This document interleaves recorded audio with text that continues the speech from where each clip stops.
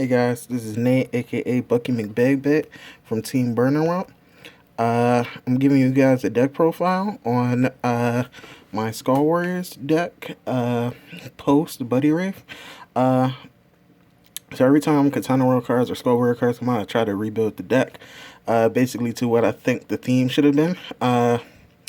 And with the new Buddy monster, the Impact monster that came out, this one was a bit surprising. So, spoiler alert, this is not your typical Skull Warrior deck. This is a very rush deck. Very rush deck. And so let me introduce you to my burner. Boy Transformation, Yami Gitsune. Okay, so let's start here. Boy Transformation, Yami Gitsune. In case you guys don't know, it's a 4/1. 1/0. Call cost, pay 1 gauge. Sense synchronization.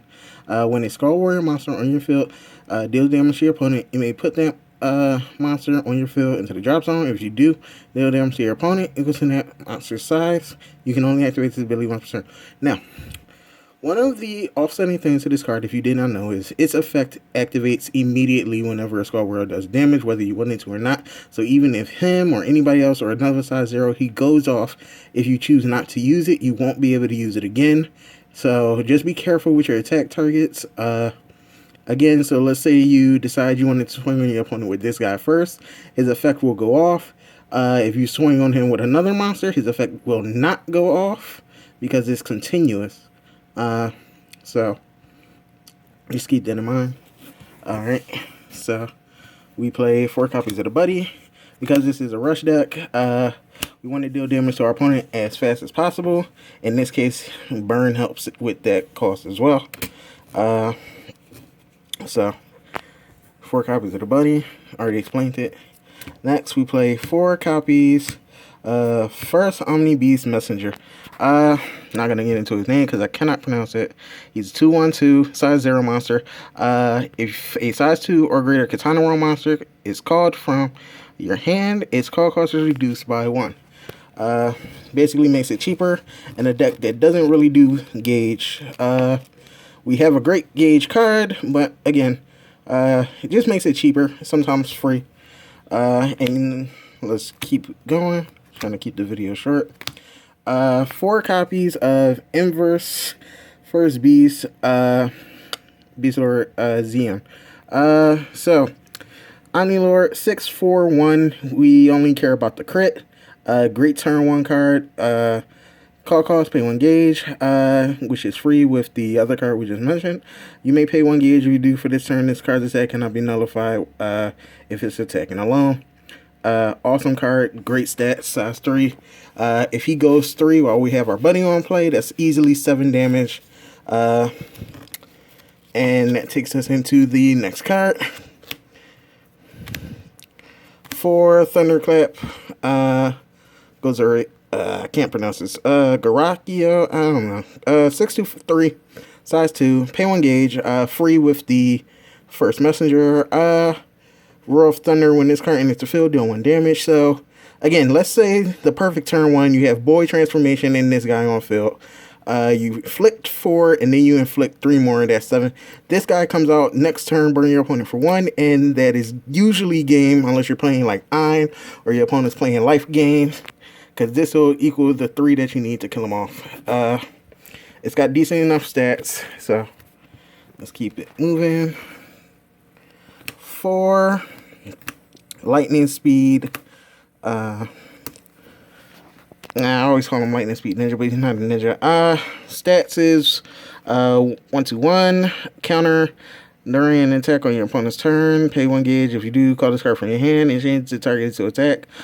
Basically, one of the defense cards. Again, this is rush, but you still have to plan ahead. Like, you're not always going to get the OTK. You're not always going to do big damage. There will be another turn usually in this deck.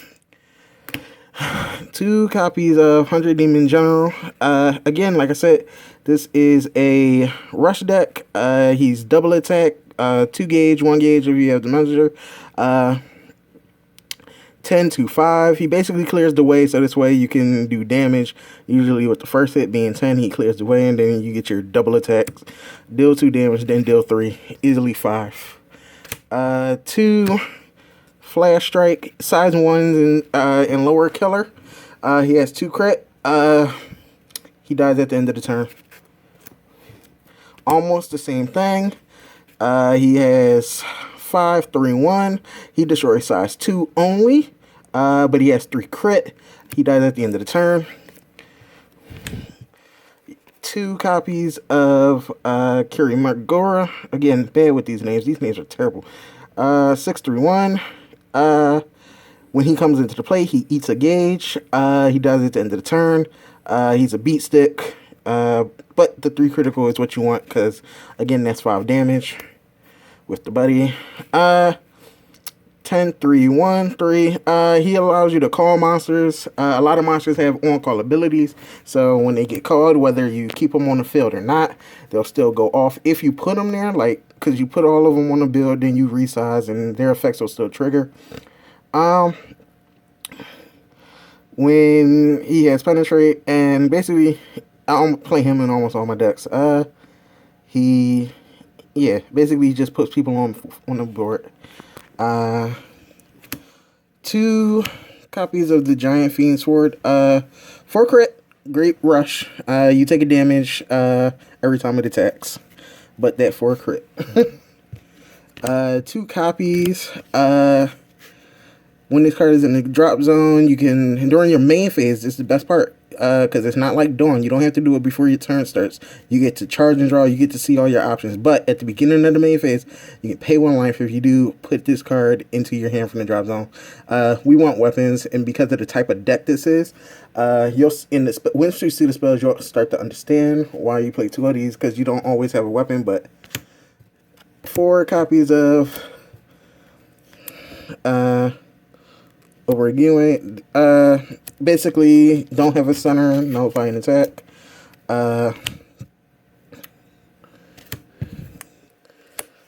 3 copies of Clear Serenity, your gauge card. Let's see, 2 copies of the Water Play. You may only cast this card when a monster in your field is destroyed. Put a water monster or a size 1 or less monster from your drop zone to your hand. Just put it into your hand. So this card is really great. Your monsters are always going to die, and when you do, you get to get your shield, which is the lightning speed, or you can get a water monster. I hardly ever, unless I need, or if I'm looking at my hand, unless I need Boy Transformation or I need Messenger, it's always going to be the shield, because you're always going to need shield. 4 copies, and this is the reason why I play the Water Sword. Well, this isn't the reason, but it's one of the reasons. So you mill. This deck is very monster heavy. I think the count is 30. I think the count is 33. So this, I hardly ever miss with it, but I mean, there's a chance of missing as always. Put the top card when your opponent declares an attack on their opponent's turn. Put the top card of your deck into the drop zone. If it is a monster, nullify the attack, gain 2 life. It's another shield, and it usually goes off for me a lot. I hardly have problems. And the star of the deck. 4 copies of Skull Warrior Bones of the Farbirds. It's 9/4, size 3. Pay 2 gauge and destroy Skull Warrior on your field. When this card attacks, you may put the top 4 cards of your deck into the drop zone. If you do, their damage to your opponent equals to the number of Skull Warriors among these cards. Alright, so this is what you have to understand. The whole point of this deck is this guy right here to always hit, always do max damage, and he literally puts pressure on the opponent when he swings. So, what I mean by pressure, let me explain this to you. Or let me try to explain. He declares an attack. Most times your opponent wants to negate the attack, because if they let it go through, there's a possibility they can take up to 60 damage in a regular attack. Okay? Now, let's say you have the perfect field, and you have him and Boy Transformation face up. And Boy Transformation has not gone on to the turn. That is immense pressure on your opponent, because you have a chance to inflict a minimum of 6 damage if he's swinging by himself, or a total of 7 damage if you're swinging on a monster or whatever you're swinging on. Because when he swings, he mills and he's still damaged. So he can literally attack monsters and still burn the opponent. That's the best part about this card. And if he does burn the opponent, then he takes 3 more because you're just going to send him. He got 4 and move. That's his defense does not matter. His move does not matter because he's usually never on the field. So if your opponent decides to not block, then he will, before the attack finishes, you will mill.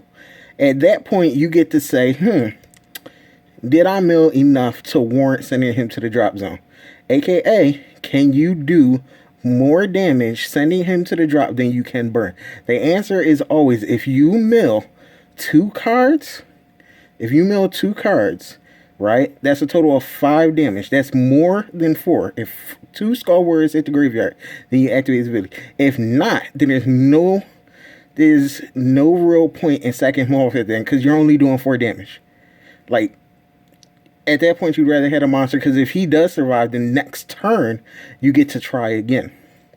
Like, you gotta do the pros and cons. It's always trade-off. In my opinion, it's never worth sending to the drop zone unless he does 2 or more, because that's 5 damage.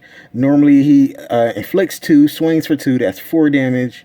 And, of course, you always want to send him if he does 3 or more, because then that's a total of 6 or 7 damage easily. So, again, this card is a beast. Your opponent usually plays all their attack nullifications early on because they don't want to get hit with beast. They don't want to have those cards in their hands, especially if they see beast early, especially if they see, anything. But this is my Skull Warrior deck. And as always, have you met my burner?